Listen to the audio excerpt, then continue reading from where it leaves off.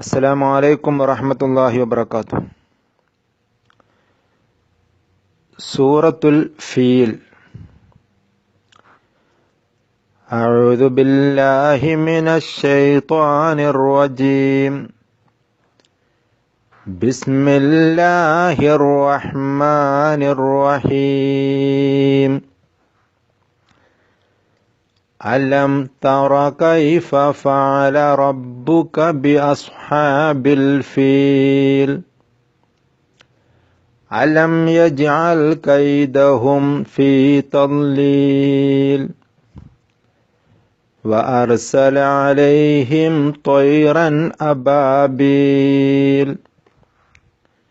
ترميهم بحجارة من سجيل فجعلهم كعصف مأكول.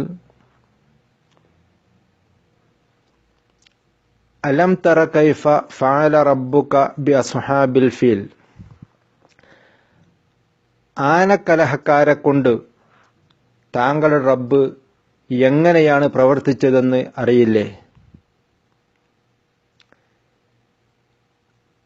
അലം യജാൽ കൈദഹും ഫീ തദ്ലീൽ, അവരുടെ കുതന്ത്രം അവൻ പരാജയത്തിലാക്കിയില്ലേ?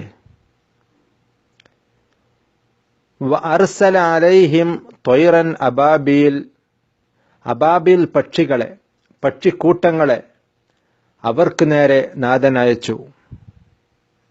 തർമീഹിം ബിഹിജാറത്തിൻ മിൻ സിജീൽ, ആ പക്ഷികൾ അവരെ ചുട്ടുപഴുപ്പിച്ച കളിമൺ കല്ലുകൾ കൊണ്ട് എറിയുന്നു. ഫജഅലഹും കഅസ്ഫിൻ മഅകൂൽ, എന്നിട്ടവരെ തിന്നുതുപ്പിയ വൈക്കോൽ തുരുമ്പ് പോലെയാക്കി. വിശുദ്ധ ഗേഹമായ കഅബാലയം പൊളിക്കാൻ വന്ന ഒരു സൈന്യത്തെ ദൈവിക ശിക്ഷയിലൂടെ തകർത്ത് തരിപ്പണമാക്കിയ കഥ പറയുകയാണ് ഖുർആൻ ഈ സൂക്തങ്ങളിലൂടെ. അലം തറ കൈഫ ഫഅല റബ്ബുക ബി അസ്ഹാബിൽ ഫീൽ. അസ്ഹാബുൽ ഫീൽ, ആനക്കാരെ, ആനക്കലഹക്കാരെ തങ്ങളുടെ റബ്ബ് ചെയ്തതെന്തെന്ന് കണ്ടില്ലേ? ക്രിസ്താബ്ദം 571, നബി സല്ലല്ലാഹു അലൈഹി വസല്ലമ തങ്ങൾ ജനിച്ച വർഷം, അഥവാ തങ്ങൾ ജനിക്കുന്നതിന്റെ ഉദ്ദേശം 40 ദിവസം മുമ്പാണ് ഈ സംഭവം. ഹബ്ഷ്, ഐത്തോപ്യയിലെ ക്രിസ്ത്യൻ ചക്രവർത്തിക്ക് കീഴിൽ യമൻ ഭരിച്ചിരുന്ന രാജാവാണ് അബ്രഹത്ത്. അദ്ദേഹം യമനിലെ സന്നായിൽ മക്കയിലേക്ക് ഹജ്ജിന് പോകുന്ന തീർത്ഥാടകരെ തടഞ്ഞ് ഇങ്ങോട്ട് ആകർഷിക്കുക എന്ന ഗൂഢലക്ഷ്യത്തോടെ സന്നായിൽ വലിയൊരു ചർച്ച് കുല്ലൈസ് എന്ന പേരിൽ പണിതു. ആളുകളെ നിർബന്ധപൂർവം ചർച്ചിലേക്ക് തിരിച്ചുവിടാൻ തുടങ്ങി. ഇതിൽ കുപിതനായ ഒരു അറബി ഈ ദേവാലയത്തിൽ വിസർജിക്കുകയും വിസർജ്യം അതിന്റെ ചുമരുകളിൽ പുരട്ടി മലിനമാക്കുകയും ചെയ്തു. ഇതറിഞ്ഞ് ശുഭിതനായ രാജാവ് അബ്രഹത്ത് ഇതിന് പ്രതികാരമായി താൻ കഅബ പൊളിക്കുമെന്ന് ശപഥം ചെയ്തു. അദ്ദേഹം സൈന്യത്തെയും കൂട്ടി മക്ക ലക്ഷ്യമാക്കി പുറപ്പെട്ടു. സംഘത്തിൽ ഏതാനും ആനകളുമുണ്ടായിരുന്നു. അതുകൊണ്ടാണ് ഖുർആൻ ഇതിനെ അസ്ഹാബുൽ ഫീൽ, ആനക്കാരെന്നും ചരിത്രം ആനക്കലഹം എന്നും പരിചയപ്പെടുത്തിയത്.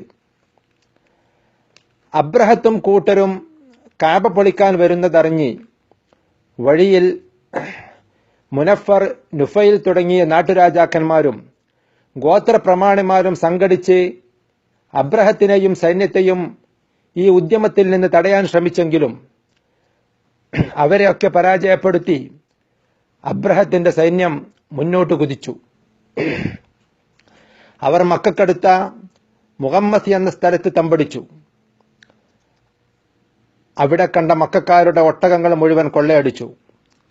അതിൽ നബി സല്ലല്ലാഹു അലൈഹി വസല്ലം തങ്ങളുടെ പിതാമഹൻ അബ്ദുൽ മുത്തലിബിന്റെ 200 ഒട്ടകങ്ങളും ഉണ്ടായിരുന്നു. അവിടെ നിന്ന് അബ്രഹത്ത് ഒരു ദൂതനെ മക്കയിലേക്ക് പറഞ്ഞയച്ചു. ഞങ്ങൾ കഅബ പൊളിക്കുക എന്ന ലക്ഷ്യത്തോടെ വന്നതാണ്. അതിനെ തടയാൻ ശ്രമിക്കരുത്.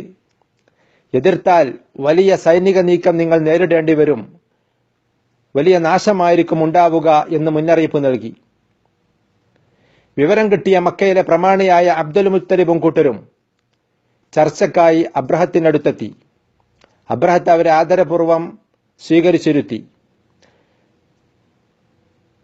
തങ്ങളുടെ ആഗമനോദ്ദേശം അബ്ദുൽ മുത്തലിബിനെയും കൂട്ടരെയും ധരിപ്പിച്ചു. എന്നിട്ട് താങ്കൾ എന്തു പറയുന്നു എന്ന് ചോദിച്ചപ്പോൾ അബ്ദുൽ മുത്തലിബ് പറഞ്ഞു, നിങ്ങൾ പിടിച്ചെടുത്ത 200 ഒട്ടകങ്ങളുടെ ഉടമ ഞാനാണ്. അതെനിക്ക് തിരിച്ചു തരണം. കഅബയുടെ ഉടമ അല്ലാഹുവാണ്. അത് അവൻ നോക്കിക്കൊള്ളും. ഞാൻ അവനെ ബലമേൽപ്പിക്കുന്നു എന്ന് പറഞ്ഞപ്പോൾ അബ്രഹത്ത് അബ്ദുൽ മുത്തലിബിന്റെ ഒട്ടകങ്ങൾ തിരിച്ചു കൊടുത്തു. അദ്ദേഹം അതുമായി കഅബാലയത്തിൽ ചെന്ന് കഅബയുടെ കില്ല പിടിച്ച് അല്ലാഹുവോട് പ്രാർത്ഥിച്ചു, അല്ലാഹുവേ, നിന്റെ കഅബയാണ്, അത് തകർക്കുന്നതിന് വേണ്ടി ശത്രു സൈന്യം വന്നിരിക്കുകയാണ്. നിന്റെ കഅബയെ നീ സംരക്ഷിക്കണമേ എന്ന് മനമുരുകി ദുആ ചെയ്തു. അബ്രഹത്തും കൂട്ടരും കഅബ ലക്ഷ്യമാക്കി പുറപ്പെട്ടു. മുസ്ദലിഫയും മിനയും സന്ധിക്കുന്ന ബത്തുൽ മുഹസ്സിർ എന്ന സ്ഥലത്ത് വെച്ച് അബ്രഹത്തിന്റെ ആന മുട്ടുകുത്തി. മുന്നോട്ട് മക്കയുടെ ഭാഗത്തേക്ക് മാത്രം ആന നീങ്ങുന്നില്ല. മറ്റ് ഏത് ഭാഗത്തേക്ക് തിരിച്ചാലും നടക്കുന്ന ആന അപകടം മണത്തറിഞ്ഞ് അവിടെ കിടന്നു. അവിടെ വെച്ച് അല്ലാഹു അവരെ നശിപ്പിക്കുന്ന കഥ പറയുകയാണ് ഖുർആൻ. വഅർസല അലൈഹിം ത്വയ്റൻ അബാബീൽ, അവർക്ക് നേരെ അബാബീൽ പക്ഷിക്കൂട്ടങ്ങളെ അല്ലാഹു അയച്ചു. തർമീഹിം ബിഹിജാറത്തിൻ മിൻ സിജ്ജീൽ, നരകത്തിൽ ചുട്ടുപഴുപ്പിക്കപ്പെട്ട കല്ലുകൾ കൊണ്ട് അവരെ ആ പക്ഷികൾ എറിഞ്ഞു. ചെറുകൂട്ടങ്ങളായി ഒരിനം പക്ഷികൾ ഈ ശത്രുക്കൾക്ക് നേരെ വട്ടമിട്ട് പറന്നു. അവയുടെ ചുണ്ടുകളിൽ നരകത്തീയിൽ പഴുപ്പിച്ച പയറുമണിയോളം വലിപ്പമുള്ള കളിമൺ കല്ലുകളുണ്ടായിരുന്നു. ആ കല്ലുകളിൽ നശിപ്പിക്കപ്പെടേണ്ട ശത്രു സൈന്യത്തിൽപ്പെട്ട ഓരോരുത്തരുടെയും പേര് എഴുതപ്പെട്ടിരുന്നു. അവരെ തന്നെ ലക്ഷ്യമാക്കി പക്ഷികൾ കല്ലെറിഞ്ഞു. സൈനികന്റെ മൂർധാവിൽ വീണ കല്ല് ശരീരം തുളച്ചു കയറി അത് വെന്തുരുക്കി അവരുടെ പിന്ദ്വാരത്തിലൂടെ അവർ ഇരിക്കുന്ന ആനയുടെ ശരീരത്തിൽ വീണു. അവയും ചത്തൊടുങ്ങി. അങ്ങനെ അവസാനത്തെ സൈനികനും മരിച്ചു വീഴുകയായിരുന്നു. ഫജഅലഹും കഅസ്ഫിൻ മഅകൂൽ, അങ്ങനെ അസ്ഫിൻ മഅകൂൽ, ചവച്ചു തുപ്പിയ വൈക്കോൽ പോലെ അല്ലാഹു അവരെയാക്കി. സർവസജ്ജരായ യമൻ ഐത്തോപ്യൻ സൈന്യത്തിന് മുമ്പിൽ നിസ്സഹായനായ അബ്ദുൽ മുത്തലിബ് കഅബയുടെ നാഥൻ അത് സംരക്ഷിക്കുമെന്ന ഉറച്ച വിശ്വാസത്തിൽ പ്രാർത്ഥനാ നിരതനായപ്പോൾ ശത്രു സൈനിക നീക്കത്തെ ചരിത്രത്തിൽ തുല്യതയില്ലാത്ത വിധം പരാജയപ്പെടുത്തിക്കൊണ്ട് അല്ലാഹു തന്റെ ഗേഹം സംരക്ഷിക്കുകയായിരുന്നു. പാഠമുണ്ട് നമുക്ക് ഇവിടെയൊക്കെ. രൂഢമൂലമായ വിശ്വാസവും തവക്കുലുമുണ്ടെങ്കിൽ ശത്രുക്കൾക്ക് മേൽ നമുക്ക് വിജയം സുരക്ഷിതമാണ്. അബാബിൽ പക്ഷികളും സിജ്ജിൽ കല്ലുകളും അവിടെ റെഡിയാണ്. പക്ഷേ ഈമാനും തവക്കുലും തഖ്വയും നമുക്കുണ്ടാവണം എന്ന് മാത്രം. വാഖിറു ദഅവാനാ അൽഹംദുലില്ലാഹ്. അസ്സലാമു അലൈക്കും വറഹ്മത്തുള്ളാഹി വബറകാതുഹു.